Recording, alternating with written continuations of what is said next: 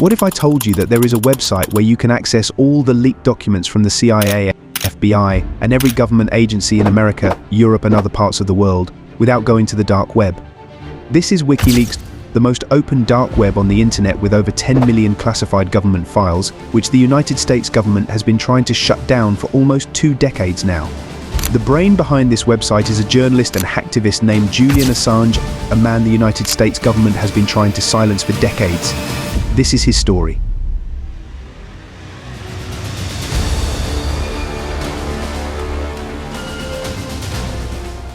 October 4th, 2006, a mysterious website went live, taking the internet by storm.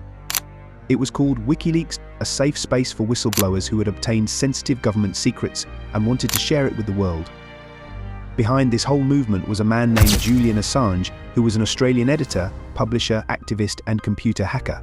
Assange was born Julian Paul Hawkins on July 3, 1971, in Townsville, Queensland, to a visual artist named Christine Ann Hawkin and John Shipton, an anti-war activist and builder.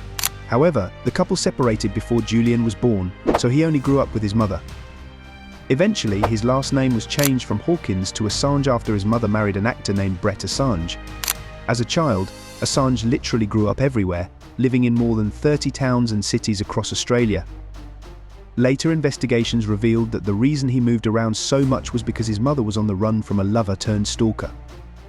Because of this, he attended many schools, including Gulmungar Primary School in New South Wales and Townsville State High School in Queensland. However, much of his education came from homeschooling.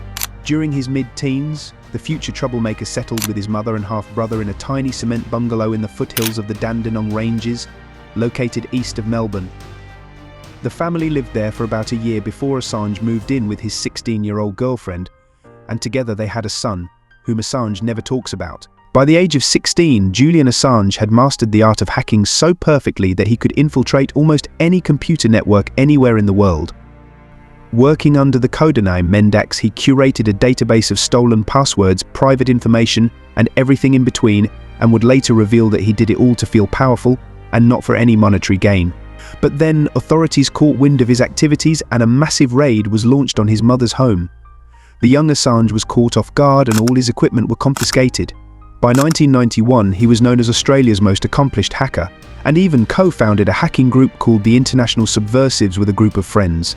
The self-proclaimed hacktivist is also the brain behind a program called Sycophant, which allowed his fellow hackers to conduct massive attacks on the United States military. However, his most famous work would eventually begin in 2006. Governments like to keep secrets, and then there are people like Assange who like to expose them. Back in 2006, Assange came together with a group of other dissidents, mathematicians and activists to establish WikiLeaks, which Assange described as a giant library of the world's most persecuted documents. What this website does is basically receive top-secret classified government files that should never see the light of day, obtained by whistleblowers working within or outside these agencies, and make them available to the public. These documents help keep the people informed about the secrets the government has buried deep underground, so they could be held accountable for some of their actions.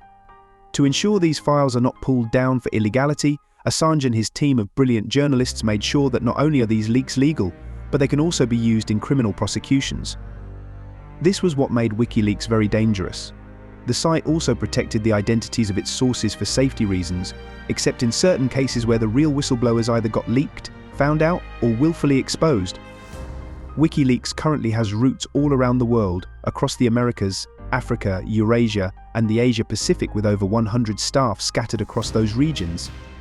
As soon as they launched, Assange kicked things into high gear, publishing leaks like the secret files of the drone strikes in Yemen, corruption around the Arab world, and an extensive report on the extrajudicial executions by Kenyan police. His other works included never-before-seen revelations about the 2008 Tibetan unrest in China, as well as the Petrogate oil scandal in Peru. His interest went beyond the shores of the United States, as he delved into everything from politics to economics to military files. This bold move also exposed him to mortal danger, and according to verified stories, Assange came close to getting killed many times. For example, after the Kenya leak, Assange claims that 6 men with guns tried to attack the compound he slept at in Kenya, but luckily for him, they got scared and ran away after a guard began shouting. The Kenya leak led to an uproar in the nation in the election that followed, as many citizens began to demand more accountability from their leaders. In April 2010, WikiLeaks released one of its most popular leaks yet, a video footage famously known as Collateral Murder. This classified military footage shows the July 12, 2007, Baghdad airstrike, where United States soldiers opened fire on 18 civilians from a helicopter in Iraq under the pretense that they were armed terrorists. Two of the casualties were Reuters journalists Namir Noor Eldin and his assistant Saeed Shamar, who were covering the conflict in the country. Reuters had previously requested the footage to determine the circumstances that led to the attack, but their request was denied. However, thanks to Assange and WikiLeaks, the world got to see what could be classified as war crimes by American forces. According to Assange, it took a whole week after obtaining the footage for them to finally break the encryption, and the full video is currently live on the WikiLeaks website. In July of the same year, WikiLeaks published the Afghan War Logs, a classified document that the New York Times described as a 6-year archive of classified military documents that offers an unvarnished and grim picture of the Afghan war. This leak revealed the true extent of America's activities in the country during the bloody days of the war, including some activities that could be classified as war crimes. Then in October 2010, the Iraq War Logs were released, containing 391,832 reports from the US Army during the Iraq War. Just like with other publications, this unadulterated file captured the true nature of the war in Iraq, showing the day-to-day activities of the United States troops in the nation, both ethical and unethical. At this point, Assange himself knew he had a huge target on his back, as he'd successfully made enemies with the United States, and they would stop at nothing to bring him down. Whenever he traveled, he had to check into hotels under false names, sleep on the sofas and floors, avoid using credit cards, only spend cash, and only make calls on encrypted phones. The United States government would eventually establish an Information Review Task Force, or IRTF, to investigate the impact of WikiLeaks publications, a team consisting of about 125 people working over the course of 10 months. By the time they were done with their investigations, the IRTF released a report stating that Assange's leak could cause serious damage and put foreigner sources at risk. This would mark the beginning of a long and difficult journey for Assange, as he attempted to escape from the hands of the government, who wanted him captured and dealt with at all costs. Although Assange was considered an enemy due to his activities, the United States government could not simply haul him out and drag him to court. He had to do something blatantly illegal first, but finding a crime to prosecute was a challenge. In 2010, Swedish authorities issued an arrest warrant for Assange after a woman came out to accuse him of being inappropriate with her while in another country. Assange denied any of this happening, but it was her word against his, and the authorities wanted him to come in for questioning. The UK authorities quickly arrested and remanded him on bail, but Assange wasn't ready to be extradited since he knew the plan was to get him transported to the United States, so for the next 2 years, he fought his arrest in court. But the grind didn't stop for a second, and during this time he continued to leak all sensitive documents he could get his hands on. After the court failed to rule against his capture in 2012, Assange headed to the Ecuadorian embassy in central London, seeking political asylum. Seeing an opportunity to form an alliance with such a powerful man, the Ecuadorian president Rafael Correa agreed to let him stay. An office was converted into a living space for the journalist, where he would go on to spend the next 7 years of his life. This period was marked by heavy publicity, as the United States continued to fight underground for his extradition. Although he has many enemies, Assange also made a lot of friends, which included celebrities like Lady Gaga and Pamela Anderson, who paid him courtesy visits in the embassy. However, everything went south in 2017 after a new president emerged in Ecuador. Unlike Rafael Correa, President Lenin Moreau wasn't a big fan of Assange, and by 2019, the relationship between them had worsened. This was probably because even though he was hiding in their home, Assange still published a report detailing the corruption that clouded the election that brought Moreau in. However, the president claimed he simply got tired of Assange's behavior and attitude in the embassy.